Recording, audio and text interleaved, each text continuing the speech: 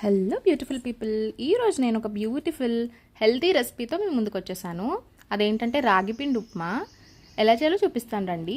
ముందుగా కడాయిలో ఆయిల్ వేసుకుని ఆవాలు, శనగపప్పు, మినపప్పు, పచ్చిమిర్చి వేసేసుకుని దాంట్లో మనకి ఇష్టం వచ్చిన వెజిటబుల్స్ వేసుకోవచ్చండి. నేనైతే క్యాప్సికమ్, క్యారెట్, టొమాటో వేసుకున్నాను. అలానే కొద్దిగా కొత్తిమీర వేసేసి కొంచెం ఉప్పు, మిరియాల పొడి వేసేసి దీంట్లో నేను ఒక గ్లాసు పిండికి 4 గ్లాసులు వాటర్ పోసుకున్నాను. అలానే ఇంకొక గ్లాస్ వాటర్ తోటి పిండి కలుపుకున్నాను. ఇదేంటంటే రాగులు, జొన్నలు, సజ్జలు కలిపిన పిండి అండి. కడిగేసి ఆరబెట్టేసి మరపట్టించుకున్నాను. ఇప్పుడు ఆ వాటర్ ఉడికిపోయిన తర్వాత మనం కలిపి పెట్టుకున్న పిండిని ఇందులో పోసేసుకుని దగ్గర పడేంత వరకు కుక్ చేసుకుని నిమ్మకాయ పిండి వేసుకుని సర్వ్ చేసుకుంటే సూపర్ సింపుల్ అండ్ టేస్టీ, చాలా హెల్దీ రాగిపిండి ఉప్మా రెడీ. ఖచ్చితంగా